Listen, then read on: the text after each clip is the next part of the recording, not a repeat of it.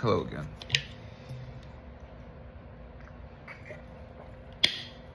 I saw a video just this morning, and it was refreshing in this way that it was just like Christianity is difficult. I was like, yes. I was never much relating to the whole Christian aesthetic thing. I always thought it was like there was something wrong about me or whatever, but when people say that this walk with the Lord is a death sentence, when they say it is a crucifixion, when they say that it is difficult, I'm like, yes, because that is what it has been for me. That is what it has been for me. And you don't know until you know. And you won't know until you are on the road with him, walking with him, and he basically leads you to a place that you can't turn back from. And I equate this to the Holy Spirit will give you, at least this has been my experience. The Holy Spirit has given me an understanding of the truth, a knowing of the truth, and that is, there is no life apart from me. So I have nothing to turn back to. He found me running scared. He found me trying to hide. And I was able to distract myself for a little while. But he has exposed the need in me for him. The need for life is in him. And that is what my walk has been like. I've said many times, and this reminds me of when Jesus was in the Garden of Gethsemane, he was like, let this cup of sorrow pass me. He was talking to the Father. It seems like he was pleading with the Father. And I've done that with God so many times. I did that with God last night. And I'm like, this is too much. This is too much. So when I hear videos where people are saying, this is not easy, this is difficult, you're literally going to have to die as a Christian, right? You're going to experience a death, burial, and resurrection. You are going to experience persecution. Now, this isn't like a great sales pitch for people that are on the outside, right? Who would want to join that? And I would say, well, it's not really about someone having options. It's about someone coming to know how desperate they are to live and finding that there is only life in him. And that comes at such a great cost that you have to be ready for it. I would say that's the sales pitch into Christianity. Are you desperate? Are you needy? Do you know? Are you aware of your need for him? This is where I believe that I've been favored by God, which seems to be some kind of twisted thing. At least it feels that way right now. It's because this comes with a great deal of suffering to know of my need for him. I heard a song yesterday. I've been shuffling on Spotify for a little while now. And I don't go out of my way to listen to worship music, just the season that I'm in, but I've liked worship music songs, and one came up yesterday whenever I was shuffling, and I always feel like it always just hits me. It takes me off guard, but this is how I want it to happen. It's like the Lord shows me that I'm still here. I'm still with you. I'm lifting your head in this moment. I'm bringing clarity to you in this moment. Because of everything that you've had to face, you have had no strength to try to encourage yourself, no strength to try to lift your own head, no strength to try to have a different posture than one who's hung low and crushed or whatever. And so the song came on. You saved me. You saved me by, I forget her name, Abby something from Upper Room. You saved me, you saved me. Now I will never leave your love. And I remember when I first heard this song, I was like, you have saved me. But listening to it then and listening to it now, very different. I feel like what is different from when I listened to it the first time, right? When I first heard it, I was only so deep in the faith. When I say so deep in the faith, it was so, I wasn't as deep as I am now in my knowing that I need to be saved by him, right? Because I think maybe in this way where we're like, it's the crucifixion of Jesus, and this thing that we sign up for in Christianity is, you saved me from hell. But it becomes so different whenever he leads you through your own personal hell, and you need to know of a God who's going to save you from your own personal hell. A personal hell that is here right now, not in the afterlife, but something that has cost you now. And back then, whenever I heard this song, I wasn't aware of how much it was going to cost me. How much it was going to cost me to come to know of my great need for him to save me. I had no idea how much I truly needed to be saved, and I still do need to be saved. How I need to be delivered. How I'm expecting him for a breakthrough. So I'm hearing this song, and it's like, by faith, right? I'm receiving him, like, you saved me, but in this current time, I need you to save me. I'm looking to you to save me, because you are where life is. But when I first heard this song, it's like I could only connect with it so much. And I think this goes back into another video that I've made, where he will make me a worshiper in spirit and in truth. But I think the way in which he does this for you is, you have to die with him to then be resurrected with him, so that him saving you is personal. He is saving you from your own personal hell. He is saving you from the darkness that you are in right now. And so, back to the video I saw like earlier or whatever, I was like, this is good. It's good for people to know of this. I don't want people to get the wrong idea about Christianity or something. But I think those that stay in the faith know that there's nowhere else to go. There's nowhere else to go. And it's okay if you leave and you come back, but I hope that you understand that you didn't leave and come back because of any other reason other than you didn't have any other options. That's what I would want you to have, to know of your desperation. That to me is where you're going to be the most honest. And this walk with God, you will depend upon his grace and the power of his Spirit to walk with you. He has revealed to me that there is no life apart from me. He has made me aware of the pit that I am in, that I have been in, but for a time I was able to distract myself from that dark pit. So when I first heard the song, I didn't know very much about the pit. So I was like, you saved me, but from a pit this deep. A couple of years walking with the Lord after hearing this song and hearing it again, I see that the pit is so much deeper than I thought it was. I'm in such... It's like the need seems to have always been there, but I didn't know of it. I wasn't ready to know how much I needed him. I wasn't ready to know how much I was desperate. I wasn't ready until he got me ready to see that he was the only place where life truly was. There's no life apart from me. So when people go from, I'm going to try this Christianity thing, it's like, well, it's going to hit you in the place where you need him. This is how you will continue to walk with him. It will not be your discipline, because that will be your reservation. Because then it will depend upon your discipline, your Christianity, your walk with him will be about your faithfulness, not his faithfulness. I think your faithfulness is a part of it, but the thing that holds it all together is the foundation. That's his faithfulness. How much do you know of his faithfulness?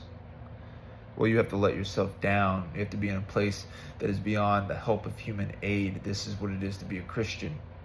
This is what it is to be forged into a worshiper in spirit and in truth. Are you aware of your own personal hell yet? The difficulty of following him.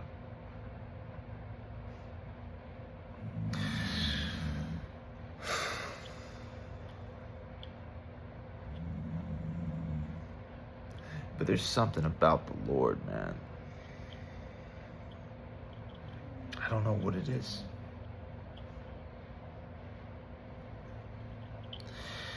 I don't know what it is yet, but he is where life is.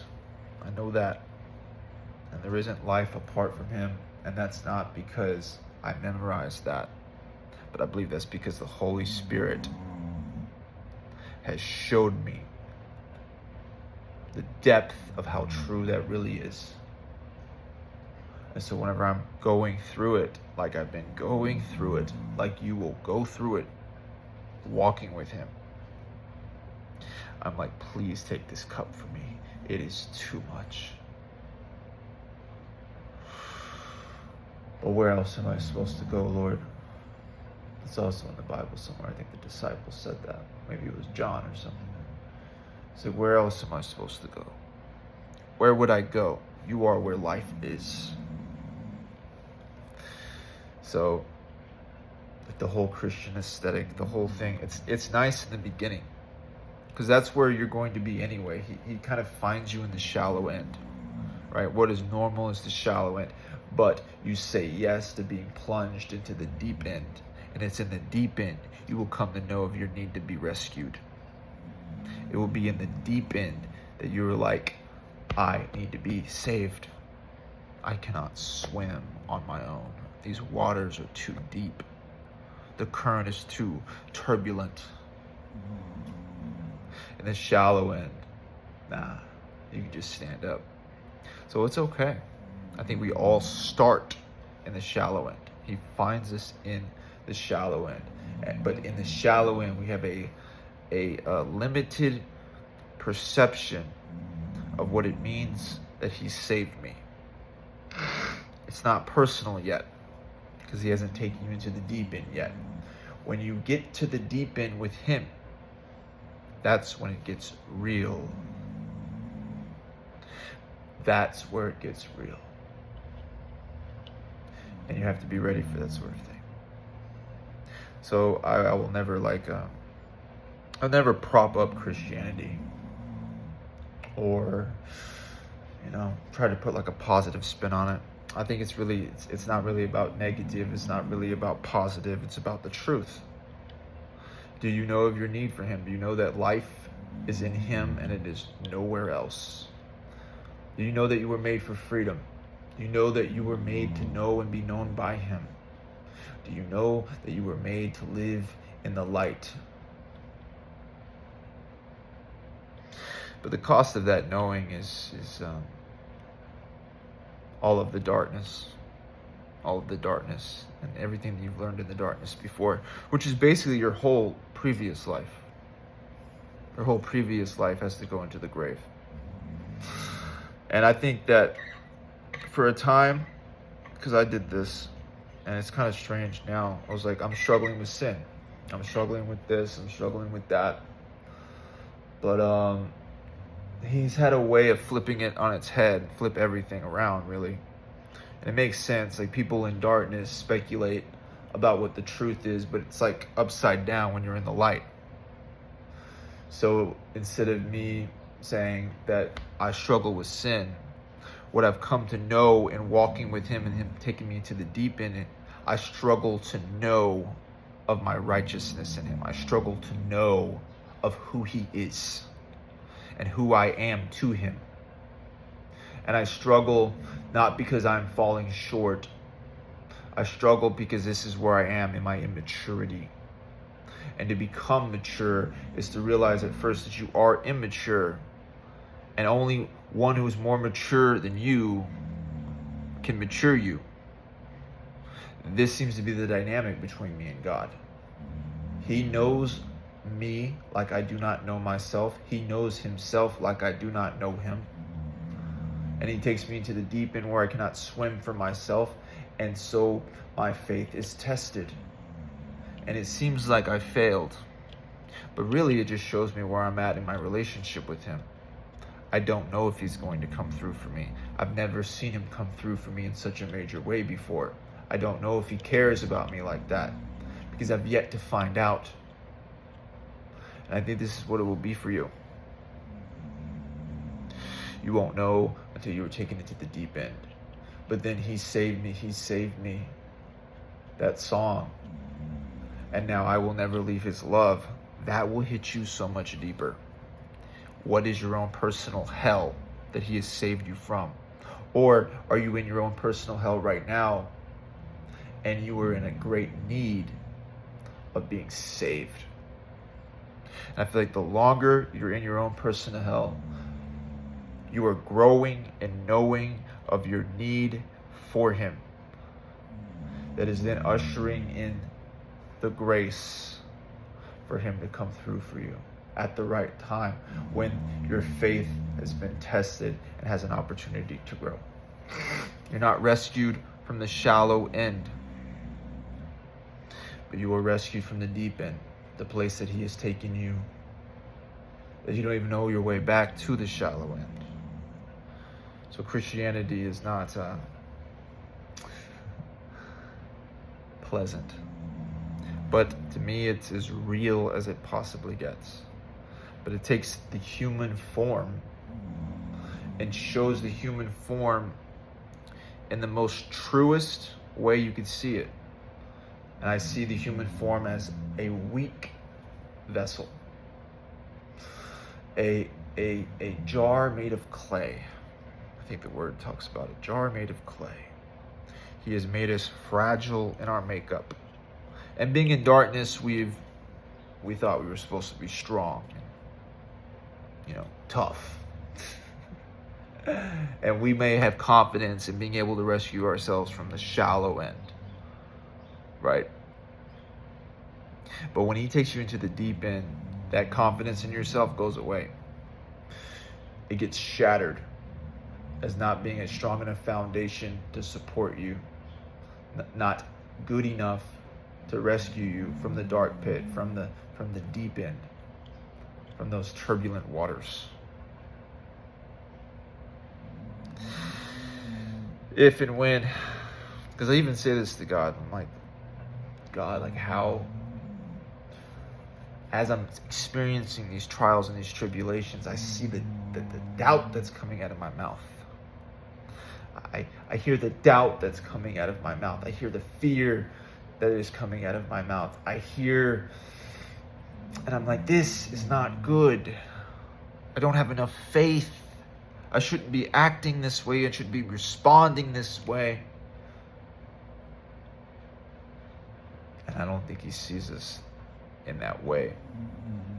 I don't think he sees us as falling short in that being something we're not supposed to fall short in, but in actual being in our weakness with the strong God and coming to know you have to build my faith. You have to build the trust between you and me. It's not like I just don't know the way for my life path and my career. I don't know the way, period.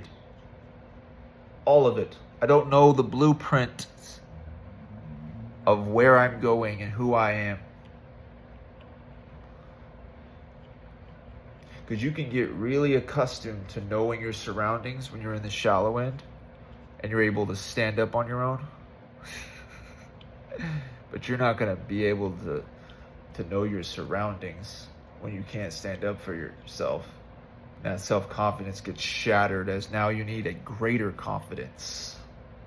Now you need to live from a deeper place because you've been taken into a deeper place, right? You've been led to a different environment where now you are growing, and that's coming with great pain. You need him in that place. And now the deeper place is where he is going to save you from. But the deeper the place, it seems to be the deeper the conviction. The deeper the knowing of his love that was faithful to you and saw you through. I'm like, God, I don't want what you have for me. I don't want to go another day like this. This is too much. This is too much. This is too much. You know what? I still feel that way. I still feel that way. But what I know is there's no life apart from him. I know that I am weak and I'm in need of him. And I think this is what won't sell Christianity to people. But this is what will keep you in Christianity. Because it's not keeping you in a religion. It's not keeping you in that. It's the truth that everywhere else is dry and you're the only place that has the water that can quench my thirst.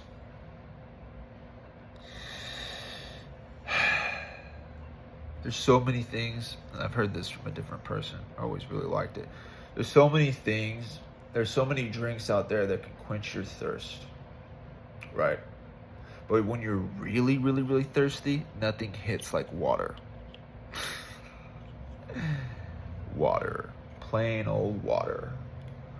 And so you have to get thirsty to crave water. Meaning you have to know that the other options are not going to quench your thirst. And the cost of knowing that these other options are not going to quench your thirst is going to be great. Because in the way that you could quench your thirst before, which is the equivalent of being able to stand up in the shallow end, this is how I've been able to rely upon myself, depend upon myself. I can feed myself. If I'm thirsty, I can quench myself. But when you were in the deep end, like he seems to take you into the deep end, there's no doing that anymore.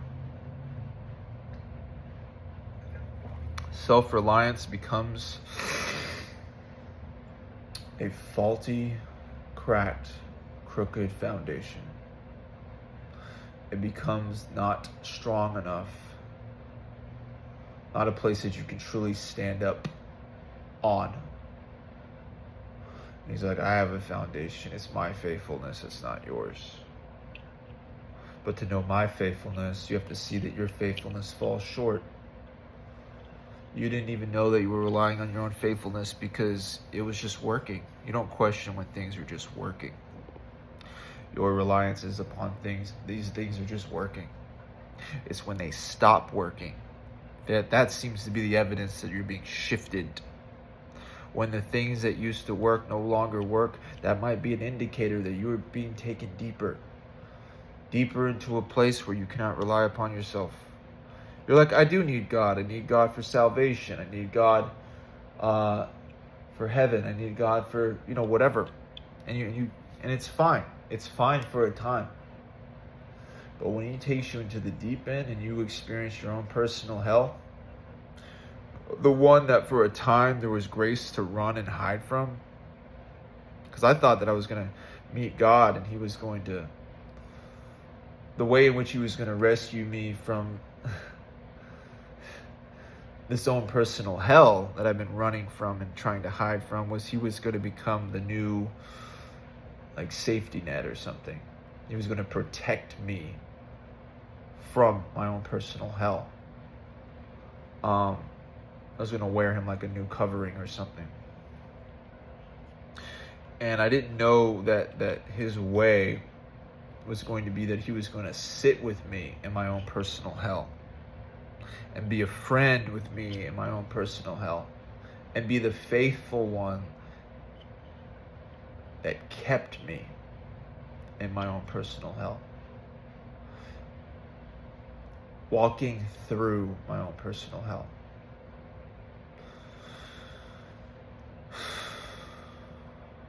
He has a different way. His ways seem to be higher than ours. So I know we're going to go back here, because I'm going to show you what it is to suffer and to die with me, so that I can show you what it is to be resurrected with me, to have new life in me, to be free knowing that he saved me and now I will never leave his love, because his love is where I belong. Because in that place, in that own personal hell, I needed those roots. of his love to grow deep within me. I needed something more solid than myself. I could not stand. The waters were too deep. It was too turbulent. Are you aware of this yet? This is what it will be to walk with God, I believe. You will have to go through a valley. I think everybody's valley will be a little bit different. But you will find your weakness in the valley. I think that's a common theme for everybody. The valley will be the place that you can't get through without him. And he gets you through by his faithfulness, his strength, his power. You are led through a place that you want to die in. And until people experience that, I don't think there's very much. Like, you just have to know it. You know what I mean? Like, you have to go through it.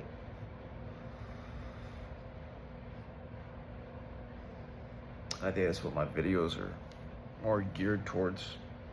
I mean, there's probably a lot of purposes for it, but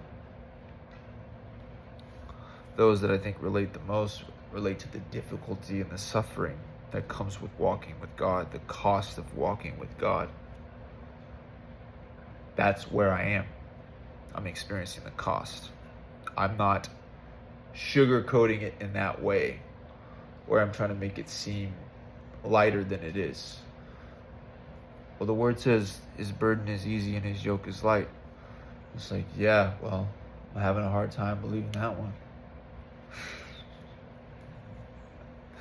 I do and I do and I don't, or something.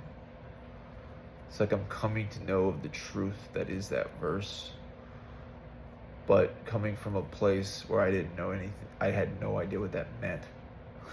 Like, you really have to be in it or something. You have to be in it and then go through it to know anything about it.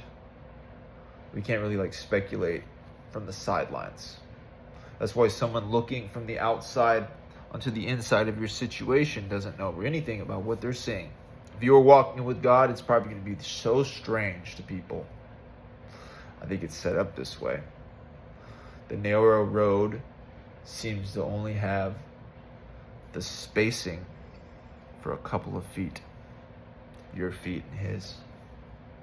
I'm not saying that other believers can't be with us on our journey, but they're not the ones that carry us through. I'm not saying that they're not with us on our journey, but they are not our main companion on this narrow road. They cannot. They themselves are on their own narrow roads, in need of him to carry them where they cannot walk. So they cannot support you where you cannot walk. His faithfulness will go through another believer, but it will be his faithfulness. It will not be theirs. It will be his. They said yes to being used by his faithfulness. So there is a place for other believers. Absolutely. Absolutely. But damn it, he's your main companion. And others cannot rescue you from your own personal hell, just like you can't rescue them from theirs. But you can be a witness to the one who was with you in your own personal hell and who has saved you from your own personal hell. And that witness will be the same for them. Faith comes by hearing, right? So if they hear of the testimony that you were rescued from your own personal hell, there's a little bit of spark. But they themselves have to get their own oil, because you yourself had to get your own oil. You could not walk this thing out by proxy, right? Or speculating or observing from the sidelines.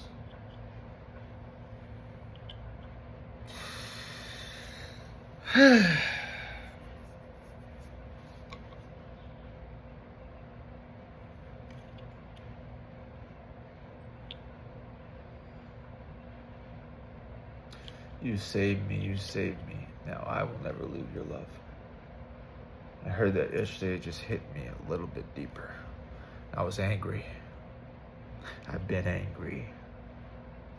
but also determined. I don't know. It's hard to explain. It's like the more it costs you, the more you have nothing to lose or something. You're like, you are my only way. So now I'm living to see if you are a man of your word or a liar. Because others may say that you are a man of your word, but I need you. I need you. I need him to convince me personally. Because I'm in my own personal hell, and the testimony of another person, it may encourage me a little bit, but it won't rescue me from my own personal hell. It will be him. Does he care for me like he cares for them? Convince me that you do.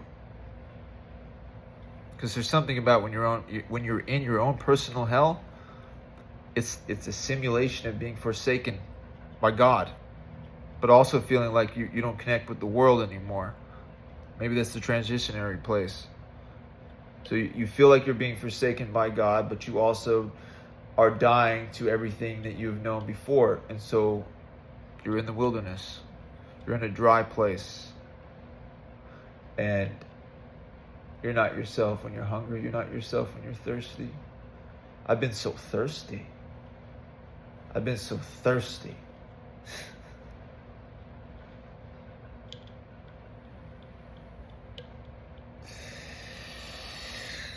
I don't know, man.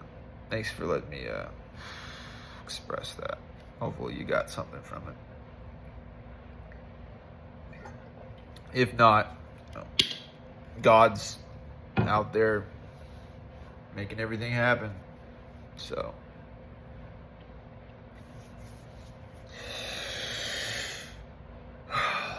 I think I will leave it with this. Back to the video that I saw this morning. It was refreshing to hear that someone wasn't trying to sugarcoat what it is to walk with God, what it is to be a Christian. Because I really don't want, and I know God may use this, right? He meets people where they are, but I don't want, I guess I'll say this, I want people to come to know of their own personal desperation and need for God in their life. Because of their own personal hell, their own dark pit that they cannot rescue, save themselves from. So that they come to know of the one and only one who can. And then when he does it, that's where they live from now. They live from, he rescued me from my own personal hell.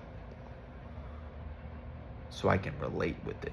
Became very much tactile because it was this physical, dark, gritty, like place. I felt the pain of it. I needed him to be with me in the pain of it all. And then he saw me through. So that when people are going through their own thing, you're like, you're going to make it on the other side, but it's not going to be because of your faithfulness. It will be because of his. But he is faithful. He is faithful. But there's something about when people say that he is faithful, but they don't know of their own personal hell that he has been faithful in. And maybe he's been faithful to them in smaller ways. But whenever you were taken through the darkest valley, when you were taken through the valley of the shadow of death, and now you fear no evil because the Lord was with you, you're going to light up. Who's going to be able to stop that? I already faced my own personal hell, and he was faithful. He saw me through that. You won't have to lie about it. You don't have to try to prop it up. No, it was death to life. I experienced death with him, but now I'm living with him, and it is glorious. But it cost me everything, like it will cost you everything. Are you aware of your own personal hell? If you are not, may there be grace to prepare you to see where you need him to be for you.